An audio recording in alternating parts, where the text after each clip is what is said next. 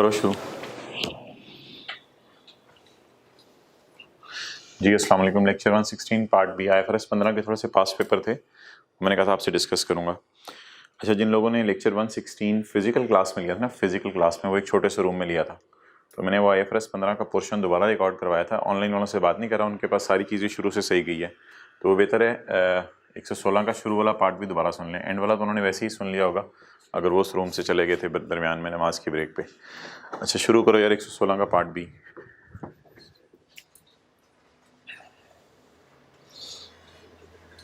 ये पास paper question 11 है, question 11 का 2 ऑन 1 जनवरी 2021 को PML entered into a 6-month contract with Beta Limited to sell car B for ₹3.5 million per unit. As per the contract, अगर ये 1 जनवरी 2021 है और सवाल में ईयर एंड क्या बन रहा है, सवाल में जो ईयर एंड है वो बन रहा है 30 जून 21। इसका मतलब है हमारा 30 जून 21 ईयर एंड है, तो साल ख़त्म होने से 6 महीने पहले हमने एक मुआहदा किया है कि हम उसको गाड़ी बेचेंगे for ₹3.5 million per unit. As per the contract if BL purchase more than 10 units during the contract period, अगर उन्होंने 10 से ज़्यादा चीज़ें खरीद ली 6 महीने के अंदर अंदर, अगर उन्होंने 10 से ज़्यादा चीज़ें खरीद ली, वो जो सवाल पास पेपर क्वेश्चन 7 जैसा है, the price will be retrospectively reduce to 3.4 million per unit. और जिस वक्त कॉन्ट्रैक्ट शुरू हो रहा था, याद रखिएगा कॉन्ट्रैक्ट जब शुरू हो रहा हो तब आपने सोचना है कि वो डिस्काउंट लेगा या नहीं लेगा। जिस वक्त कॉन्ट्रैक्ट शुरू हो रहा था उस वक्त 2 सिनेरियो आ सकते हैं पेपर में। एक सिनेरियो ये आ सकता है कि वो डिस्काउंट ले लेगा, हम सोच रहे थे। दूसरा सिनेरियो आ सकता है वो कहते हैं डिस्काउंट नहीं लेगा। अब लिखा हुआ है PML concluded BNL will meet the threshold of the discount. अभी रुक जाएं, हाँ बस आगे बढ़ने की जरूरत नहीं, यहां से आगे जाने की जरूरत नहीं। आप बताएं जी, क्या वो डिस्काउंट लेगा नहीं लेगा? लेगा डिस्काउंट। चलें जी। On 1 January 21, PML entered into a 6-month contract with Beta Limited to sell car B for 3.5 million as per the contract if BL purchase more than 10 units. वो किधर है इस साल की से इस अभी सेल कितनी हुई है? During the contract period the price will B at the incept. हाँ ठीक है, आगे पढ़ना पड़ेगा। BL purchase 11th unit of car B on 28 जून 2021। 28 जून 2021 को उसने 11th यूनिट खरीद लिया। यार इसका क्या मतलब है? For which no revenue has been recorded को छोड़ो, for which no revenue has been recorded को छोड़ो, ये तो क्या कहते हैं रेक्टिफाइंग एंट्रीज जब करना करेंगे तो फिर देख लेंगे। BL has made payments of all units except 11th which will be settled in July 11, और जो आखिरी यूनिट है उसकी प्राइस सेटल होगी जुलाई 21 में, अगले साल।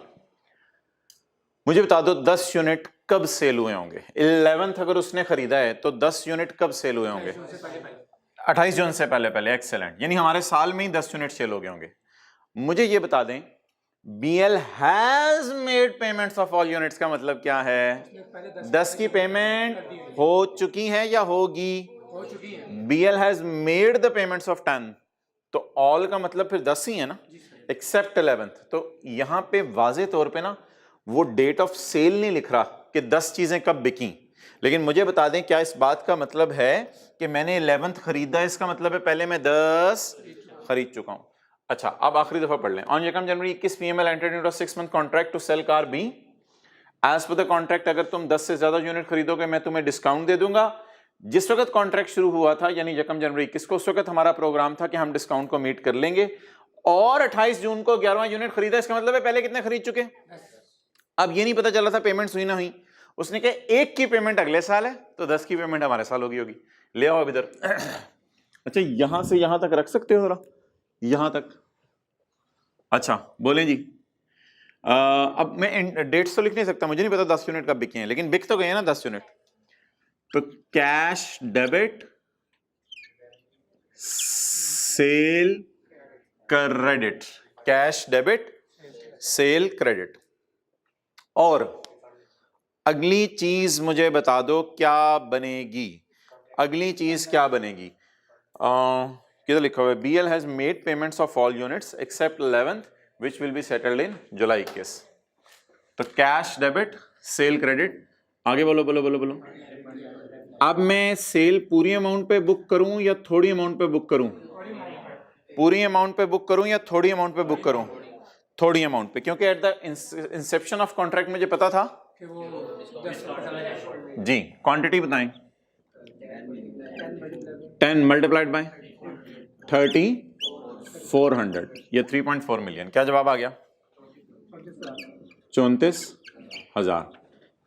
लेकिन अब जब तक 10 बेची थी तब तक तो मैंने उससे पूरे पैसे लिए होंगे। सोचें, जब मैंने उसे 10 बेची, वो तो मुझे तो इल्हाम भी नहीं था वो 11वीं लेने आएगा, मेरी सोच थी वो 11वीं लेने आएगा, और उसको भी पता है वो 11वीं लेने अभी नहीं आया, तो वो डिस्काउंट अवेल, तो मुझे पैसे फिर कितने देके गया होगा? 35 के एतबार से देके गया होगा जी। 10 मल्टीप्लाइड बाय 3500, जी बोले 35। डन। लेकिन ये एंट्री टैली नहीं हो रही। क्यों नहीं टैली हो रही? कि रिफंड लायबिलिटी रिकॉर्ड करनी है। क्या मैं 10 यूनिट बेचते हुए सोच रहा था कि वो 11 भी लेगा? 10, एक लाइन लिखी हुई सवाल में माय डियर, देखो, at the inception of contract PML concluded that BL will meet the threshold for discount. तो क्या मैं 10 यूनिट बेचते हुए सोच रहा था कि वो 11 भी लेगा? तो क्या मैंने सेल जो है वो जब 10 की बुक की तो कम प्राइस पे बुक की? इसका मतलब है मैं लायबल फील कर रहा था कि रिट्रोस्पेक्टिवली मुझे डिस्काउंट देना पड़ेगा। इसका हमने नाम क्या रखा था? कॉन्ट्रैक्ट लायबिलिटी या रिफंड लायबिलिटी। कितने यूनिट्स? 1000। डन। ये मैं ओरिजिनल एंट्रीज कर रहा हूं। अच्छा जी, इसके बाद जब मैंने 11वां यूनिट बेचा तो उसके पैसे नहीं आए। 11वां यूनिट बेचा, उसके पैसे नहीं आए। एंट्री बताएं, 11वां यूनिट बेचा, उसके पैसे नहीं आए। Receivable debit sale credit. लेकिन 11वां यूनिट जब मैं बेच रहा हूं, जब मैं 11वां यूनिट बेच रहा हूं, तो मुझे सोच के बताएं, ये जो 11वां यूनिट मेरा बिक रहा है, क्या ये 11वां यूनिट बेचते ही वो बंदा भी कहेगा कि अब मैंने नई चीज भी सस्ती लेनी है और पुरानी की भी प्राइस सस्ती करो? तो जब वो बंदा ये बात कहेगा तो मुझे सोच के बताएं, मैं नई वाली सेल किस पे बुक करूं? ऑब्वियसली 3400। एक ही गाड़ी है तो फिर और कुछ करने की जरूरत नहीं, मल्टीप्लाइड बाय 1 लिखने की जरूरत नहीं। Receivable debit sale credit. आप भाईजान मुझे ये बता दें कि पुरानी सेल उल्टाऊं या कॉन्ट्रैक्ट लायबिलिटी खत्म कर दूं? पुरानी सेल उल्टाऊं या कॉन्ट्रैक्ट लायबिलिटी खत्म कर दूं? पुरानी सेल उल्टाने की इसलिए जरूरत नहीं, पुरानी सेल ऑलरेडी डिस्काउंटेड प्राइस पे है। पुरानी सेल क्यों उल्टाने की जरूरत नहीं? ऑलरेडी डिस्काउंटेड प्राइस पे है। और दूसरी बात, अब मैं पुरानी जो लायबिलिटी है, क्या मेरी लायबिलिटी रह गई है अब जो है वो कुछ करने की, या सेकंड डिलीवरी भी हो गई? तो अब कॉन्ट्रैक्ट लायबिलिटी अकाउंट को किताबों से खत्म हो जाना चाहिए। अब देयर इज नो लायबिलिटी, क्योंकि मैंने सोचा था कि मुझे उसको पैसे रिफंड करने पड़ेंगे और सोच मेरी सच साबित हो गई। तो एक बार याद रखिएगा, इसमें सिर्फ ये एक समझने वाली एंट्री होती है। पहली सेल बुक करते हुए इंशाल्लाह गलती नहीं होगी। पहली सेल बुक करते हुए क्या करनी है? ध्यान, पहली सेल बुक करते हुए अगर तो सोचा कि डिस्काउंट नहीं देना और वो डिस्काउंट लेने यानी नहीं आएगा, इतनी चीजें वो नहीं खरीद सकता, गरीब बंदा है, तो फिर तो आप सेल ही जो है वो पूरी अमाउंट पे बुक करें। लेकिन अगर पहली सेल करते हुए अंदाजा है कि वो आ जाएगा, तो फिर सेल पूरी अमाउंट पे बुक करें या थोड़ी अमाउंट पे बुक करें? फिर थोड़ी अमाउंट पे बुक करें। और जब अगली सेल हो जाए तो एक बात याद रखना, मैंने कहा था सेकंड ऑर्डर पे जब भी पहली एंट्री करोगे उसके साथ जुड़ी हुई एंट्री है करना। ये बात याद रख लें। इस रिट्रोस्पेक्टिव के सिनेरियो में जब भी कौन सा ऑर्डर आया करेगा? Second order. जब भी सेकंड ऑर्डर आएगा ये ध्यान रखना कि सेकंड ऑर्डर के आते ही आपने फर्स्ट ऑर्डर पे नजर मारनी है। फर्स्ट ऑर्डर में कोई लायबिलिटी अकाउंट एग्जिस्ट कर रहा है, इसको खत्म कर दें। नहीं, उसको कैश पे ना करें, बस ये वाला रिसीवेबल उसका खत्म कर दें। जी कितना? मुझे नहीं पता सोल्यूशन में क्या एंट्रीज हुई है। अच्छा जी, ये एंट्री होगी जी। अब रॉन्ग एंट्री देखते हैं क्या भैया। ये मिटा तो दिए लेकिन मैंने एक बार नजर आ रहा होगा। BL purchase 11th unit of car B on 28 June for which no revenue has been. इसका रेवेन्यू अभी तक रिकॉर्ड। एक बात याद रखो कि भाईजान जब सेकंड ऑर्डर का रेवेन्यू रिकॉर्ड नहीं हुआ तो सेकंड ऑर्डर के साथ मिलती जुलती एंट्री भी नहीं हुई, क्योंकि ये दोनों एंट्रीज आपस में कनेक्टेड हैं। डन। अब मैं ढूंढता हूं पहले ऑर्डर का क्या बना, पहले ऑर्डर की एंट्री हुई ना हुई। पूरे सवाल में कहीं नहीं लिखा हुआ पहले ऑर्डर की एंट्री हुई है या नहीं हुई। BL has made payments of all units. Cash की एंट्री अकाउंटेंट भूलता नहीं है। तो जब कैश की एंट्री अकाउंटेंट भूलता नहीं है तो इसका मतलब है ये वाली एंट्री हो चुकी है। क्या एंट्री जी? और यार मुझे ये बताएं अकाउंटेंट ने, अच्छा अगर ना जब कैश की एंट्री वो करेगा ना अकाउंटेंट, तो याद रखिएगा हमेशा पूरी पूरी सही करेगा, अनलेस के सवाल में ये लिखा होता है। एक चांस और भी था, सवाल वाला कह देता he has recorded the cash received fully in sale account, फिर और बात होती। लेकिन अगर कभी कैश के ट्रांजैक्शन के बारे में खामोश है तो कैश ट्रांजैक्शन रिकॉर्ड हो चुकी है और गलत अमाउंट्स पे या सही अमाउंट्स पे, सही अमाउंट्स पे और सही टी अकाउंट यूज करते हैं, तो कैश के ट्रांजैक्शन के बारे में साइलेंट है कि मैंने उसकी एंट्री की है या नहीं की, तो कैश की एंट्री भूलता नहीं। अब कैश की एंट्री में वही करूं जो होनी चाहिए थी, या कैश की एंट्री में भी सोचूं कुछ, वही करूं जो होनी चाहिए थी। अगर कैश की एंट्री में भी कोई फड्डा होता तो सवाल बता देता। एक फड्डा हो सकता था, मैं आपको बताऊं, वो कह देता cash received is credited to sale account, तो फिर ये सेल भी 35,000 रुपए बुक हुई होती। ऐसी कोई लाइन सवाल में नहीं है, इसलिए मैं एंट्री वही कर रहा हूं जो होनी चाहिए, कैश डेबिट। अच्छा ओरिजिनल पहले कीजिएगा, उसके बाद सवाल पढ़ के रॉन्ग ढूंढिएगा। अगर ओरिजिनल पहले नहीं करेंगे ना, रॉन्ग पहले ढूंढेंगे, तो फिर वो रॉन्ग आपसे निकल नहीं सकेगी सही। जी सेल कितने से, और कॉन्ट्रैक्ट लायबिलिटी 1000, डन। अच्छा जी रेक्टिफाइंग, बस अब इधर ले आओ, रेक्टिफाइंग एंट्री ये हो गई है, कुछ भी नहीं रेक्टिफाइंग एंट्री में तो वही रिसीवेबल डेबिट सेल क्रेडिट और कॉन्ट्रैक्ट लायबिलिटी डेबिट रिसीवेबल। ये जो रिसीवेबल बुक किया हुआ है बस इसी को खत्म कर दो। अब इतने पैसे उसको हमने कैश में क्या रिफंड करने, कैश होता तो बता देता सवाल, वो जो रिसीवेबल उससे खड़ा हुआ है खत्म करो उसे। देख लें आप, नोट कर लें, फिर अगला सवाल शुरू करते हैं। ये थोड़ा सा बाहर जाके कह दो, खामोश हो जाए।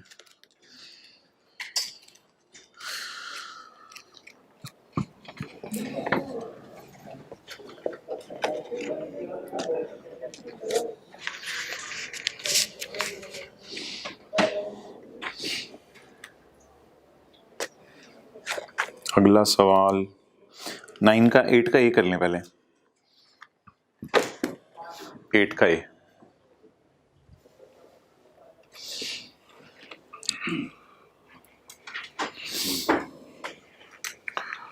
Financial statements of Trace made for the year end 31 December 2019 are under preparation while reviewing the, आपको ये चीज़ें पता चली हैं। ऑन यकम अक्टूबर 2019, साल खत्म होने से अक्टूबर नवंबर दिसंबर 3 महीने पहले, TML sold machine C to Chun Limited for rupees 25 million. As per the contract, payment would be made after 2 years. अच्छा अब यहां पे रुक के बता दें, हमने फॉर 25 मिलियन बेची है और पेमेंट होनी है 2 साल बाद, तो पहले क्या जा रहा है, चीजें जा रही हैं या कैश? पहले चीजें जा रही हैं। तो चीजें अगर पहले जा रही हैं तो पहले एंट्री करेंगे डेटर डेबिट सेल क्रेडिट, और फिर वो शुरू वाली क्लासें इंटरेस्ट इनकम बुक करते रहेंगे, debtor debit interest income credit, debtor debit interest income credit. अच्छा आगे ना पढ़े, द अकाउंटेंट रिकॉर्डेड, मैं इधर अगला सारा काट रहा हूं।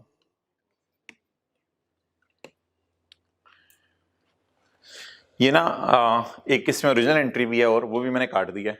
फिलहाल इतनी सी एंट्री सामने रख के बताएं, ये कम अक्टूबर 19 को मैंने चीज़ें बेची हैं और 10% डिस्काउंट रेट है। क्या मैं सेल को 25 मिलियन पे बुक करूं या 25 मिलियन की पीवी पे? 25 मिलियन की पीवी पे, क्योंकि पैसे कितने साल बाद पे होने हैं। TML sold machine C for 20, हाँ पूछो, डन। चलें जी पहली एंट्री करें, ओरिजिनल पहले किया करें। अच्छा सवाल की रिक्वायरमेंट लिखा हुआ है कोई रेक्टिफाइंग एंट्रीज करें, करेक्टिंग एंट्रीज लिखा हुआ है सवाल में। अच्छा एक छोटा सा ऐसे वर्किंग कर लेते हैं पहले समझने के लिए। यकम अक्टूबर 19 डेटर अकाउंट से हमने खेलना है, तो सबसे पहले जो है वो सेल बुक होगी पीवी पे। जी डेटर कितने हजरात? 25 का, 25 को डिस्काउंट करना है, 25 इंटू 1.1, जल्दी करो यार, रेज टू पावर -2,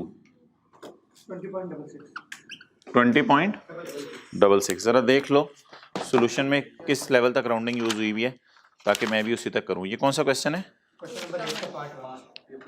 अच्छा 8 का 1, हाँ ठीक है, सोल्यूशन में भी पॉइंट के बाद 2 डिजिट यूज हुए हैं, पेपर में आपकी मर्जी है, करें जैसे भी करें। अच्छा जी, आप मुझे बता दें ये जो वर्किंग है हमारे ईयर एंड के मुताबिक बनती है या ट्रांजैक्शन के ईयर एंड के एतबार से? ट्रांजैक्शन के ईयर एंड के एतबार से, हमारे ईयर एंड के एतबार से नहीं बनती। तो 1 साल की कैलकुलेशन और कर लेते हैं क्योंकि आगे मेरे ख्याल से जरूरत नहीं होगी। 30 सितंबर 2020 जी, क्लोजिंग अमाउंट ना इंटरेस्ट नहीं, इंटरेस्ट बैलेंसिंग आ जाएगा। यार इसको इसी तरह चला लो जिस तरह आप चलाना चाह रहे हो, इंटरेस्ट पहले कैलकुलेट कर लो। ये लो 20.66 इंटू 10%, क्या आ गया जी? 2.07 आएगा मेरे ख्याल से, 2.07 आएगा। हाँ ठीक है, 2.07 किस तारीख को? 30 सितंबर 20 को। और क्लोजिंग कितना जी? 22.73। अच्छा, अब मेरा आपसे सवाल ये है कि मैंने जो पहली एंट्री करनी है वो करनी है 1 अक्टूबर 19 को, 1 अक्टूबर 19 को। Date will be debtor debit sale credit, कितना? 20.66। बता दो भाई, इंटरेस्ट 12 महीने का बुक करूं या अक्टूबर नवंबर दिसंबर का? 12 महीने का या अक्टूबर नवंबर दिसंबर का?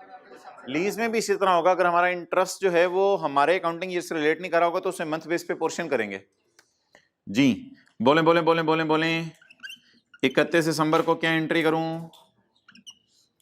डेटर डेबिट और इंटरेस्ट इनकम क्रेडिट, इसको पकड़ो ना, 2.07 इंटू 3/12 0.52, ठीक है 0.52, डन। आगे चलें जी। अच्छा यार, अब एक कॉन्सेप्ट छोटा सा और है, वो आपने समझना है।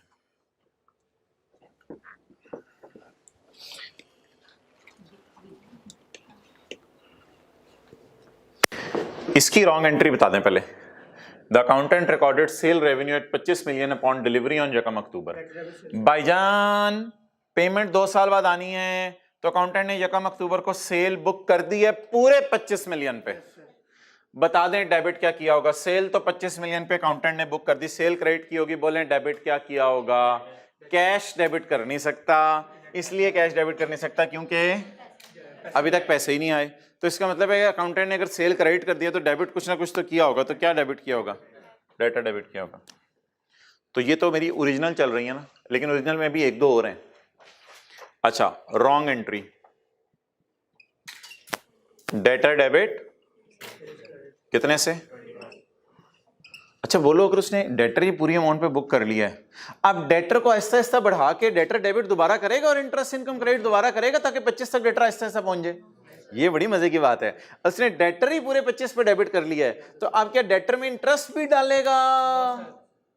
तो इसका मतलब है उसने फिर इंटरेस्ट वाली एंट्री नहीं की। डन जी, मजे का सवाल। अच्छा यार, एक कॉन्सेप्ट जो है ना वो आपको लेक्चर नोट्स में दिया था, वो पहले मैं रिवाइज करा दूं। वो 114 में कॉन्सेप्ट दिया था।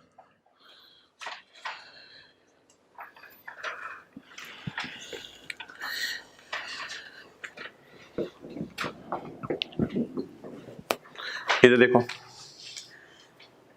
आपको पता है कॉस्ट 2 किस्म की है, cost to obtain a contract, ये मैंने एक लेक्चर 14 के नोट्स खोले में, cost to obtain contract and cost to fulfil contract. An entity shall record an asset for the cost to fulfill contract with a customer अगर ये contract obtain करने का खर्चा, जैसे कि सेल्स कमीशन हमने पे किया था, हमने कहा था अगर कॉन्ट्रैक्ट विन करेंगे तो जो खर्चा हमारे पे पड़ेगा वो सेल्स कमीशन है। कुछ ऐसे खर्चे थे जो कॉन्ट्रैक्ट विन करें ना करें वो करने पड़ेंगे, उनको मैंने कहा था एक्सपेंस में डालना है। अच्छा, it is income to obtain a contract. Number 2, it is expected to recover it from customer, ये इंप्लाइड करेंगे आप रिकवर हो जाया करेगा। And contract period is more than 1 year. यार एक बात याद रखना, जो performance obligation satisfied at a point in time है ना, उस पे कॉन्ट्रैक्ट 1 साल से ज्यादा का हो ही नहीं सकता। उसी वक्त पैसे मिलेंगे। कॉन्ट्रैक्ट 1 साल से ज्यादा का कब हो सकता है? जब वो जो 3 मैंने मिसालें दी थी, performance obligation is satisfied over time. Performance obligation is, वो उन 3 सूरतों के अंदर कॉन्ट्रैक्ट सेटिस्फाई होता है ओवर टाइम। वो 3 कहां थी? किताब का पेज नंबर लिख लें। Performance obligation satisfied over time,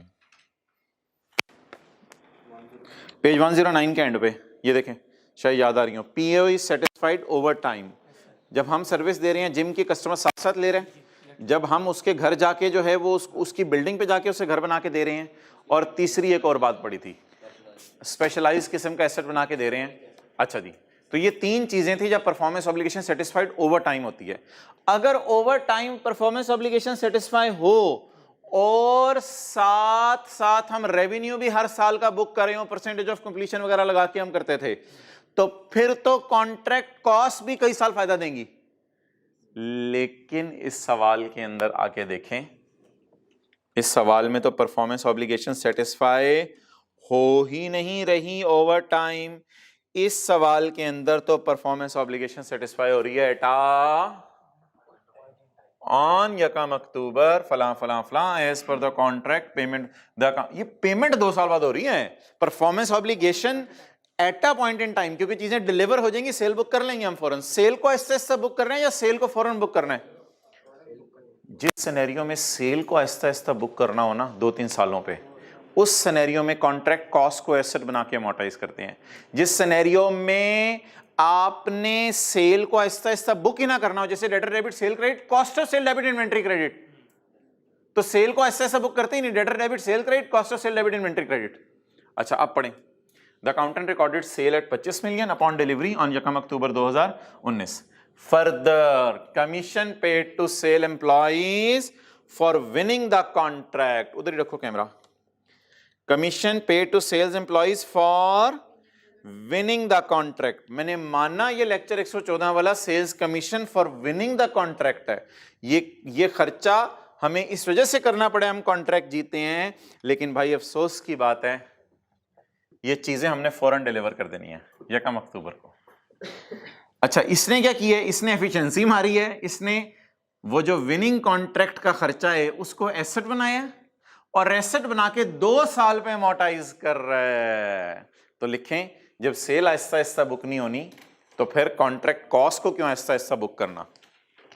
cell फौरन बुक होनी ना, डेटर डेबिट सेल क्रेडिट। जब सेल आहिस्ता आहिस्ता बुक नहीं होनी तो क्यों आहिस्ता आहिस्ता बुक करना?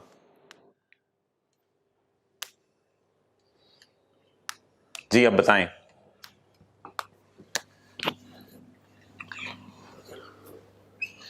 ओरिजिनल एंट्री मुझे बता दें, ये सेल्स कमीशन की कमीशन आपने पे किया 1.6, फिर तो एक्सपेंस में डालेंगे ना, और कुछ आ रहा ही नहीं है, क्योंकि ओवर टाइम तो हो ही नहीं रही।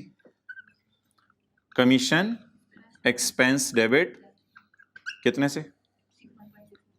1.6।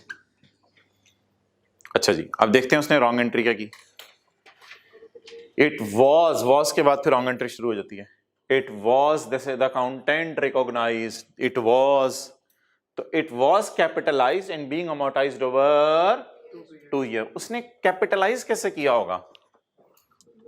ठहरो, we should feel very comfortable. हम लेक्चर 114 के नोट्स में आ जाते हैं। इस तरह उसने कैपिटलाइज किया होगा contract cost debit cash credit, और इस तरह फिर उसको कॉस्ट ऑफ सेल में डाल दें, अमोर्टाइजेशन का नाम रख दें, जो मर्जी डाल दें आप नाम, बेहतर है कॉस्ट ऑफ सेल ही कर दो। इस तरह उसने उसको अमोर्टाइज किया होगा। It is capitalised and amortised, तो जहां लिखा है ना it is capitalised and amortised, तो कैपिटल और अमोर्टाइज करने का कॉन्सेप्ट हमने कहां सीखा था? वो लिख लें, आंसर 26। इट इज लिख लें, क्वेश्चन 26 भी हम रेफर करेंगे जब क्लास में ये घर में सवाल कर रहे होंगे। इस तरह कहीं लिख लें कि क्वेश्चन 26 हम रेफर करेंगे जब घर में ये सवाल का भी रिवाइज करेंगे, ताकि कौन सी लाइन समझ आए सवाल वाले की? गलती समझ आए। गलती क्या सवाल वाले की? It is capitalised and amortise, ये गलती है इसकी। गलती आप बताएं कैसे करते हैं? Contract cost debit, contract cost asset, asset account, work in progress type account, इसको कैपिटलाइज कर दिया और साथ साथ क्या कर दिया? अमोर्टाइज, तो अमोर्टाइज कॉस्ट ऑफ सेल करते हैं या फिर इसको भी कॉस्ट ऑफ सेल में डाल दें, जो मर्जी करें आपकी। मैंने ये नाम जो मर्जी हो जाना खर्चे में है, बस कमीशन एक्सपेंस नाम रख दें, जो मर्जी नाम रख दें, चलें कॉस्ट ऑफ सेल कर दें, cost of sale expense debit, commission expense जो मर्जी नाम रखें, और कॉन्ट्रैक्ट कॉस्ट क्रेडिट। अब ऑब्वियसली यार ये इतना तो अक्लमंद होगा कि इसने मंथ बेस पे पोर्शन भी किया होगा, अनलेस के सवाल कुछ और कह दे। तो 2 सालों के ऊपर मैं अमोर्टाइज कर रहा हूँ, इसका मतलब है मंथ बेस पे पोर्शन भी किया। 1.6 divided by 2 multiplied by 3/12 0.2।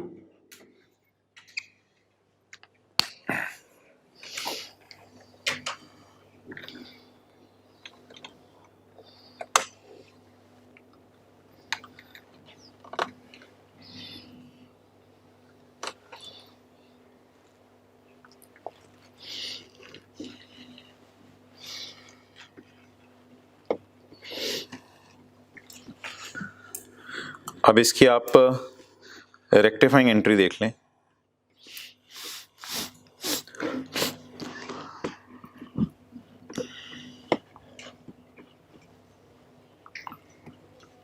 Answer number 8 है।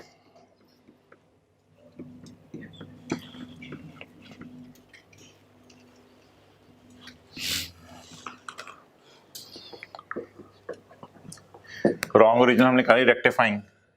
इधर ही देख लो यार, debit debit sale credit, debit debit sale credit 20 के बजाय 25 पे रिकॉर्ड कर ली, तो सेल डेबिट डेटर क्रेडिट ये एंट्री अकाउंटेंट ने की नहीं, तो इधर मैंने रेक्टिफाइंग पहले की, ओरिजिनल बाद में, रॉन्ग बाद में, तो debit debit interest income credit सब। उसके बाद ये देखो कमीशन जाना था एक्सपेंस में, क्योंकि सेटिस्फाई हो रहा है at a point in time, मैंने लॉजिक लिख दी हुई है। और इधर गलती से contract asset debit, cash credit, cost of sale debit, जैसे जो मर्जी कर लें, cost of sale, commission expense भी लिख सकते हैं, बस खर्चा बुक करना है, खर्चा डेबिट, अमोर्टाइजेशन काट के, कमीशन काट के, बस खर्चा भी आप लिख देंगे तो काम चल जाएगा, खर्चा डेबिट, कॉन्ट्रैक्ट कॉस्ट क्रेडिट। अब रेक्टिफाइंग एंट्री क्या बनेगी, खर्चा पूरा बुक कर लें, और ये दोनों खर्चे नेट करके भी रेक्टिफाइंग एंट्री में आ सकते हैं, कोई मसला नहीं, खर्चा पूरा बुक कर लें, उसके खर्चे को रिवर्स कर दें, और कॉन्ट्रैक्ट कॉस्ट कितने से डेबिट हो गया, 1 होना चाहिए, कितने से हो गया डेबिट, 1.6 से, कितने से क्रेडिट हो गया, नेट करके देखें ना 1.4, तो 1.4 से डेबिट हो चुके नेट, तो 1.4 को क्या कर दें, क्रेडिट कर दें। अस्सलाम वालेकुम, 1.4 को क्रेडिट कर दें, डन। अच्छा जी,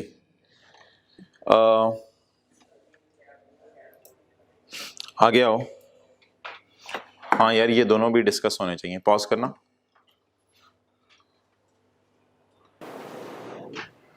पार्ट सी पढ़े। अच्छा जी चलें पार्ट 3 पहले कर लेते हैं। TML entered into a contract to sell 1 unit of machine A and machine B for a total price of rupees 16 million. Machine A was delivered in December 2019 to the customer while machine B was delivered in January 2020. तो machine ए हमारे साल deliver हुई, machine B अगले साल deliver हुई, तो machine का ए का रेवेन्यू कब बुक करेंगे, हमारे साल, और मशीन बी का रेवेन्यू कब बुक करेंगे, अगले साल, eight a point in time. The consideration of 16 million is due only, consideration of 16 million, ये 16 मिलियन अभी तक यहाँ पे पढ़ें क्या है, TML entered into a contract to sell 1 unit of machine A and 1 unit of machine B for a total price of 16, दोनों की मिला के प्राइस है। The consideration of 16 million is due, ये पैसे हमारे रिसीवेबल तब बनेंगे only after TML delivers both the machines to customer, ये पैसे तब बनेंगे जब हम दोनों चीजें डिलीवर कर दें कस्टमर को। अच्छा जी इधर देखें, अब जरा आपने थोड़ा सा विजुअलाइज करना है। मशीन बी की तो अगले साल है ना, उसको छोड़ें। मशीन ए सोल्ड, बोलें तारीख, यकम, उमेर भाई यहां से कवर हो रहे हैं ना, मशीन ए सोल्ड किस दिन, बोलो बोलो बोलो, दिसंबर 19, बस ठीक है, दिसंबर 19 में machine A sold to the customer while machine B अगले साल इंशाल्लाह बिकेगी। The consideration of 16 million is receivable only after TML transfers both the machine to the customer. अच्छा जी अब मुझे बताएं, right to receive money of A, right to receive money of machine A will be established, बोले बोले बोले बोले इन जनवरी। क्यों? तो आप बता दें दिसंबर में ए बेच दी है, उसने क्या पैसे मांगने का हक तेरा तब बनेगा जब तू बी बेचेगा। तो बोले इस दिन मैंने सोल्ड तो कर दिया है, क्या एंट्री करूं? डेटर डेबिट सेल क्रेडिट या contract asset debit sale credit? Contract asset debit sale credit. अच्छा, TML sells machine A and B at a stand alone price of 12 और 8। तो ये तो वो फिर एलोकेशन वाला काम भी करना पड़ेगा, वो तो अलग काम है ना, वो तो हो जाएगा। द अकाउंटेंट रिकॉर्डेड रिसीवेबल, अच्छा ये तो अकाउंटेंट की गलती है ना, इसको छोड़ें, पहले एलोकेशन देख लेते हैं। किताबें आपके पास जो है वो खुली होंगी। ये कौन सा क्वेश्चन है? Question 8 part 3। तो ये टीपी ज़बानी याद है अभी 16 लिखी हुई थी, टीपी 16 लिखी हुई थी और बी की, और स्टैंड लॉन प्राइस 12 और 8 लिखी हुई थी, तो टोटल 20 हो गया। इन दोनों पे हमने तकसीम कर दिया। ये काम तो सिंपल सा है ना। ये हमारी सेल बन गई मशीन ए की, ये हमारी सेल बन गई मशीन बी की। लेकिन सवाल ये है कि ओरिजिनल एंट्रीज क्या होनी चाहिए? तो जवाब उसका ये है, ओरिजिनल एंट्रीज होनी चाहिए contract asset debit revenue credit. गलती से एंट्री हो गई डेटर डेबिट रेवेन्यू क्रेडिट। कैसे गलती से एंट्री हुई डेटर डेबिट रेवेन्यू क्रेडिट? पढ़े गलत entry. The accountant has recorded receivable and revenue. Accountant को रिकॉर्ड करना चाहिए था contract asset and revenue. The accountant has recorded receivable and revenue of 12 million upon delivery of, और पूरा 12 million record कर लिया। दो गलतियां बताएं, एक तो रिसीवेबल बुक कर लिया कॉन्ट्रैक्ट एसेट की जगह। मशीन बी की तो टेंशन ही ना लेना, उसकी सेल की एंट्री अगले साल होनी है। मशीन बी की तो आपको एक्सप्रेशन नहीं दे रही इसलिए मैं रुक गया था।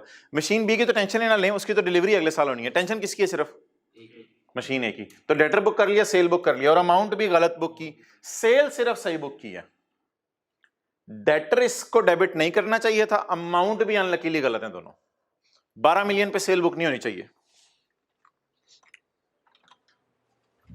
देखें जी, original entry contract asset revenue credit 12 से या 9.6 से? उसने डेटर और सेल किससे क्रेडिट कर दिया? 12 से। रेक्टिफाइंग एंट्री तो अब बना लेंगे, तीनों चीजें शायद आएंगी बीच में, वो तो मैं हैंडल कर लेंगे। अब डन। अगली point 2, TML entered into a contract to manufacture. We entered into a contract to manufacture. बना के देंगे या एज इट इज बेच रहे हैं? बना के देंगे या एज इट इज बेच रहे हैं? To contract to manufacture a specialized machine for Dhan Limited at a price of 30 million. The contract meets the criteria for recording of revenue over time. PO satisfied over time जो है उसका हमारी किताब में था पेज नंबर 109। तो शायद ऐसा होगा कि कस्टमर के घर जाके हम ये मशीन बना के दे रहे होंगे। ये इतनी स्पेशलाइज्ड टाइप मशीन होगी कि हम खुद ही बना रहे होंगे और उसको फिर हम बेचेंगे। तो ये आहिस्ता आहिस्ता इसका रेवेन्यू बुक होना है, लिख दिया उसने, रेवेन्यू आहिस्ता आहिस्ता बुक करना है। Eight the year end the, अच्छा कॉन्ट्रैक्ट प्राइस क्या है या रेवेन्यू क्या है? 30। टोटल रेवेन्यू है या थोड़ा सा? Total revenue. Eight the year end the machine was 60% complete. Year and पे मशीन 60% कंप्लीट थी and it was estimated that a further cost of 10 million would be incurred. ये अंदाजा है कि further cost of 10 million would be incurred. अच्छा जी, मुझे बता दें अबू बकर, यहां तक आ रहा है और इधर भी नजर आ रहा है? अच्छा, मुझे थोड़ा सा डेटा लिखवा दें क्वेश्चन का, अभी मैं सॉल्यूशन ही शुरू करने लगा। रेवेन्यू बताएं, रेवेन्यू, टोटल रेवेन्यू 30। अच्छा जी, at the year end the machine was 60% complete, और ये अंदाजा है कि 10 अगले सालों में लगेगा। फर्दर कॉस्ट बोले to be incurred, further cost ये अगले सालों में कॉस्ट होगी। Cost of 15 million incurred till year end has been, छोड़े वो तो गलती होगी कोई। Cost of 15 million incurred till year end. आप बता दें इस साल कितना खर्चा हुआ? तो आपको याद है हम एक लाइन लिखा करते थे, cost in the year, cost incurred for the year. ये खुद ही क्यों हो गया इसका? Cost incurred for the year बोले कितनी? 15। और future cost, future cost done. Total को छोड़ो, अभी मैं वो सवाल तो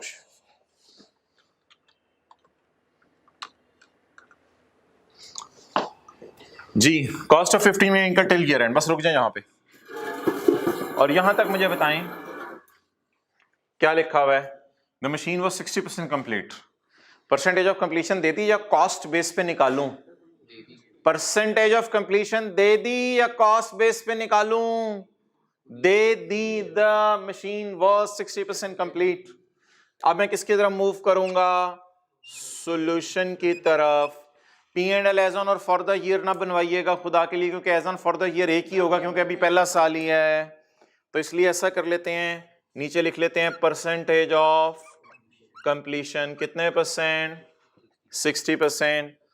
और रेवेन्यू भी कितना बुक कर लें और कॉस्ट ऑफ सेल भी कितनी बुक कर लें? Revenue 30, cost of sale 25, cost of sale 25। इन दोनों का कितने परसेंट? 60%।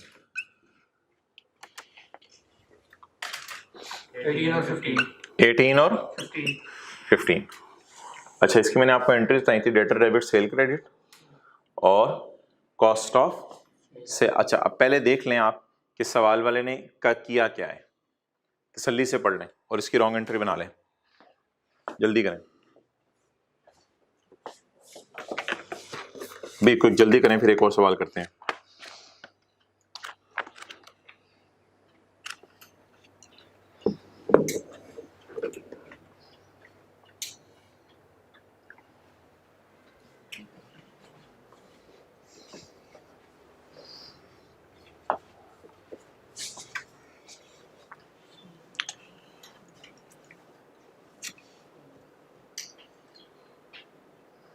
अच्छा जी, पहले आपको मैं थोड़ी सी एंट्रीज रिवाइज करा दूं लेक्चर नंबर 14 से। लेक्चर नंबर 14 में ना हमने एक लंबा सा क्वेश्चन किया था, क्वेश्चन 27।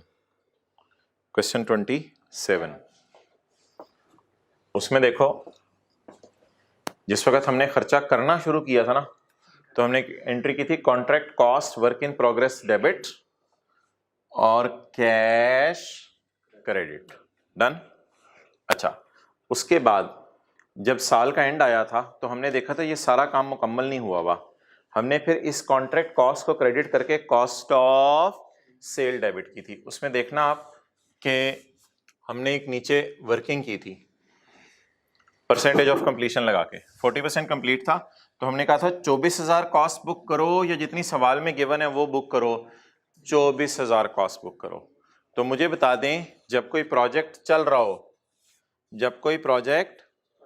हो तो चलते हुए प्रोजेक्ट पे पहले work in progress type debit किया जाता है और कैश क्रेडिट किया जाता है। उसके बाद उतना work in progress cost of sale में शिफ्ट कर दिया जाता है जितने परसेंट कंप्लीट हो जाए। बाकी इन बजरी सीमट पड़ा होता है, पड़ा होता है। समझ आ गई बात की?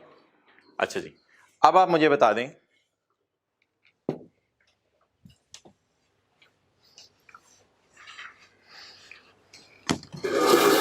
कि पहले सवाल से देख के बताएं, हमने खर्चा किया कितना? 15। हमने खर्चा किया कितना? 15। इसका मटेरियल लेबर खरीदा होगा, तो खर्चा किया 15। देखो इधर, contract cost work in progress debit में ये किस तरह का आंसर है जरा लिख लें। ये आंसर नंबर 27 जैसे, आंसर नंबर 27 करके आपने ये करना है। Contract cost work in progress debit cash credit. इस साल कितना खर्चा किया?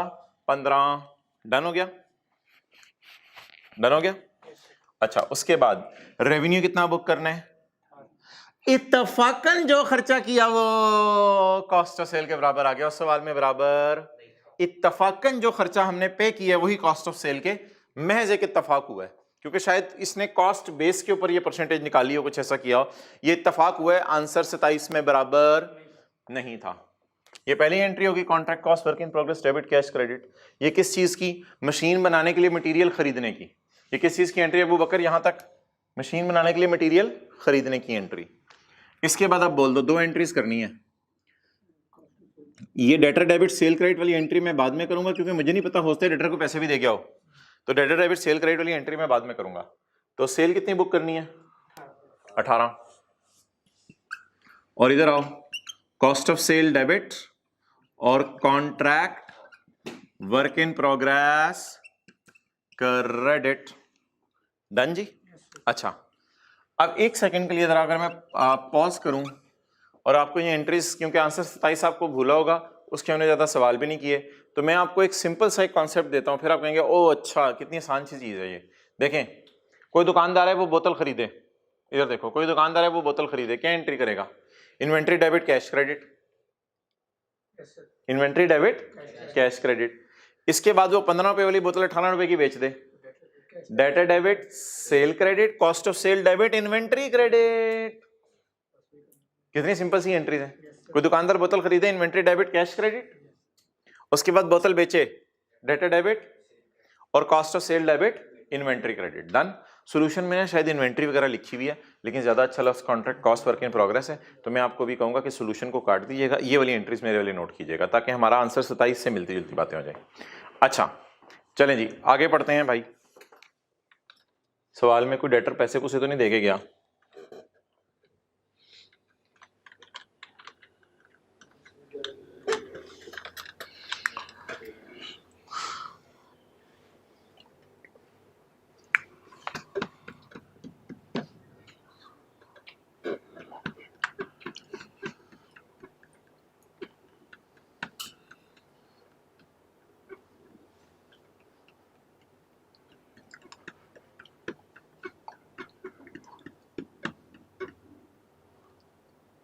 कौन सा सवाल है? Question number 8। अच्छा जी, असूल क्या हुआ करेगा यार? ये वो खर्चा हुआ करेगा जो इस साल हो गया, लेकिन इसी को खर्चे में नहीं डालना, टोटल खर्चा देखना है, टोटल खर्चा पकड़ के उस पे परसेंटेज ऑफ कंप्लीशन लगानी है, टोटल खर्चा निकल आएगा। टोटल ये रेवेन्यू बुक करने वाला है, ये खर्चा बुक करने वाला है। अब इस 15 को आपने पहली एंट्री में ले जाया करना है, ये वो खर्चा है जो कैश में पे हुआ है, और इधर अगर 14 या 13 या 12 आया तो परेशान नहीं होना, इसको कॉस्ट ऑफ सेल में ले जाना। डन हो गया ये। तो ये 15 इत्तफाकन बराबर आ गया। बहरहाल आप बताओ इस 15 की एंट्री, इस 15 की एंट्री ओवर लाओ, contract cost work in progress debit cash credit. इस 18 की एंट्री डेटा डेबिट या सेल क्रेडिट जो भी हो, उससे पैसे ले आया हो, और इस 15 की entry cost of sale debit.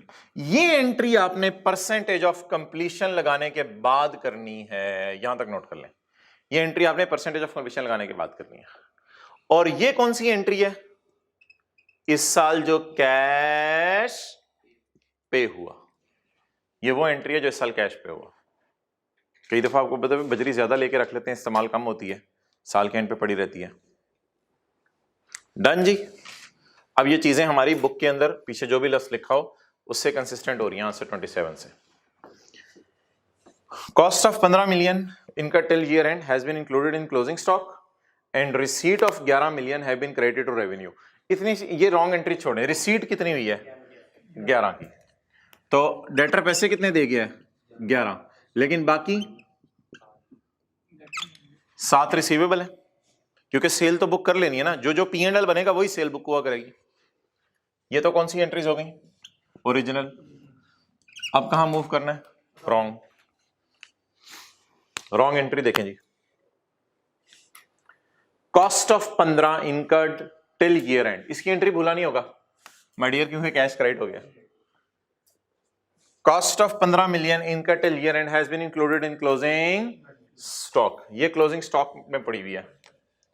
तो कोई इसको कॉन्ट्रैक्ट कॉस्ट कर दो, चलो कॉन्ट्रैक्ट कॉस्ट कर देते हैं, ठीक है यार, कोई मसला नहीं, कॉन्ट्रैक्ट कॉस्ट टाइप अकाउंट बना दो, वर्क इन प्रोग्रेस, चलो यही नाम रख दो, कोई मसला नहीं, इन्वेंट्री नाम ना रखो।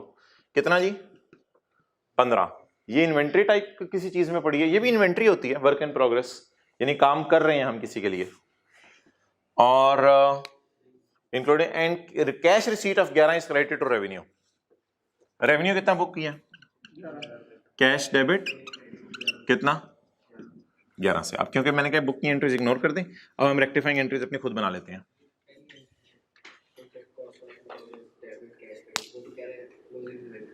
तो यार इसमें फिर ऐसा कर दो, नहीं वैसे मैं कह रहा हूं आप इस तरह कर सकते हो कि इसको इन्वेंट्री डेबिट कर दो।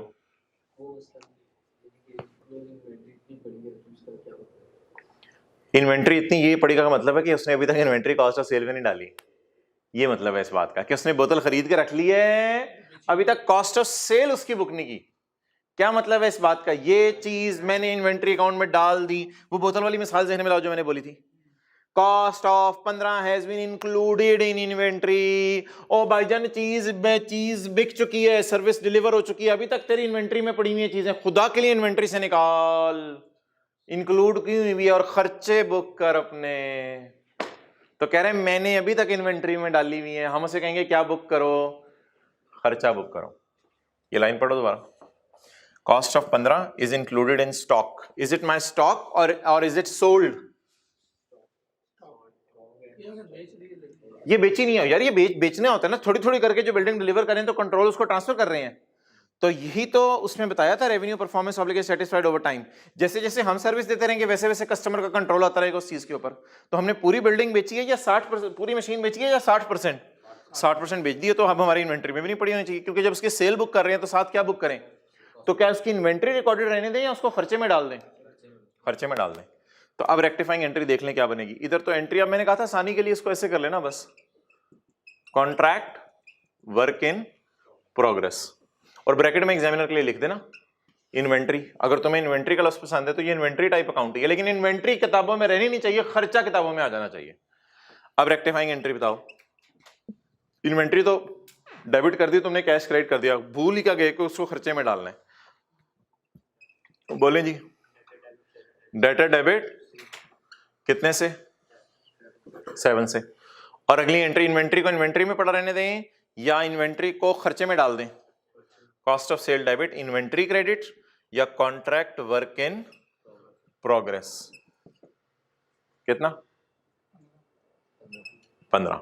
तो इन्वेंट्री को इन्वेंट्री में नहीं पड़ा रहना चाहिए, बल्कि आप कहां डाल देना चाहिए? कॉस्ट ऑफ सेल में। डन।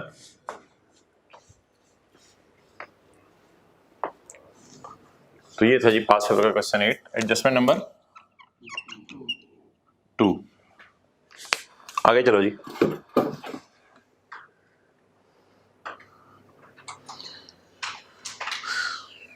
अच्छा 9 का सी हमारा रहता है यार, 9 का C, the nature, timing and amount of consideration promised by customer affect the, are पता नहीं क्यों लगा हुआ गलती से किताब में, affect the estimate of transaction price. Define the term transaction price, ये मैंने आपको क्या स्टैंडर्ड से इंशाल्लाह मैं आपको पैरास दिखाऊंगा किसी दिन वीडियो बना के। Define the term transaction price and list down the factors that may affect determination of transaction price. वो फैक्टर्स बताएं जिनकी वजह से ट्रांजैक्शन प्राइस डिटरमिन करने में हेल्प हो जाती है। वो फैक्टर्स बताएं जिनकी वजह से ट्रांजैक्शन प्राइस डिटरमिन करने में हेल्प हो जाती है। जल्दी बताएं भाई, वो फैक्टर्स बताएं जिनकी, ट्रांजैक्शन प्राइस, अब किस पॉइंट में जाएं हम? ट्रांजैक्शन प्राइस की बातें करने लगे हैं। इधर देखो स्टेप कौन सा है ये ट्रांजैक्शन प्राइस वाला? स्टेप 3। तो ट्रांजैक्शन प्राइस को पूछ रहे डिफाइन भी करो और कौन से फैक्टर्स हैं ट्रांजैक्शन प्राइस के लिए। तो इसमें मेरे भाई ये ट्रांजैक्शन प्राइस है 2 लाइन की, अपेंडिक्स ए में डिफाइन हुई होगी, और ये factors to be considered while calculating transaction price, variable consideration, time value of money, non cash consideration, consideration payable to customer. Done. अब भी आएगा थ्योरी का सवाल, हाँ थ्योरी का सवाल अब भी आ सकते हैं, लोग स्टैंडर्ड तो लेके जाते कोई नहीं, कुछ बच्चे।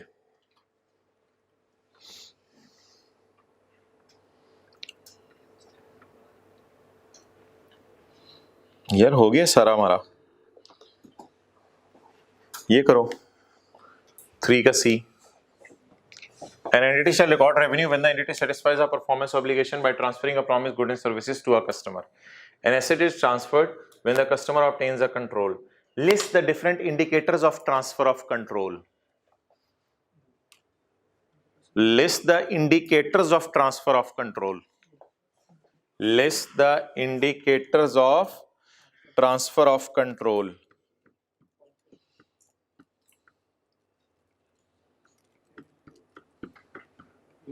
कबूल है वाली बात नहीं याद? पेज 107। यानी मैंने चीजें आपको करवाई हुई हैं, थोड़ा आप लोगों ने रिवाइज नहीं की मुझे लगता है। What are the indicators when a control is considered as transfer to the customer? ये इंडिकेटर्स अगले सफे पे हैं। कौन से इंडिकेटर्स हैं? ये पैरा ऊपर पिछले सफे पे स्टैंडर्ड का पैरा लिखा हुआ है। जब चीज उसको दे दी उसकी हो गई, जब लीगल टाइटल हो गया उसकी हो गई, जब उसने कब्जा कर लिया चीज उसकी हो गई, जब उसने कबूल कर ली चीज उसकी हो गई, जब उसको ओनरशिप के significant risk and reward transfer हो गई। ये इंडिकेटर्स हैं कि चीज उसकी हो गई, अब हमारी सेलर की नहीं रही।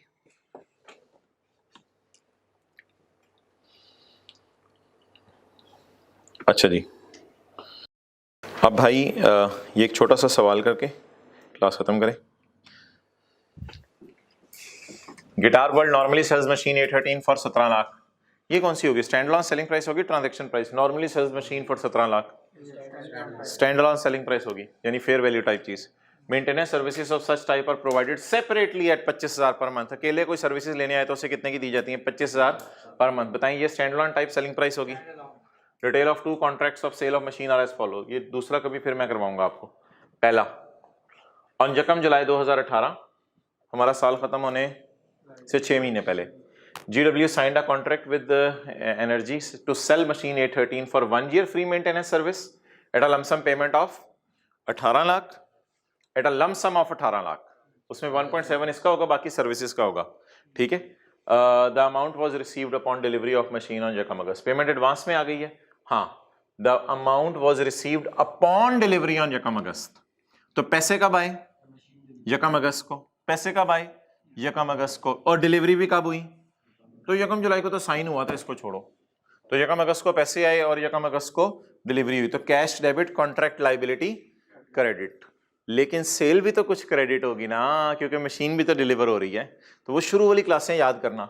ये सवाल ना लिख लो, इसी सवाल जैसे ये सवाल, इस जैसा मैंने सवाल आपको कराया हुआ है। ये सवाल है, लिखो 5 के बी जैसा।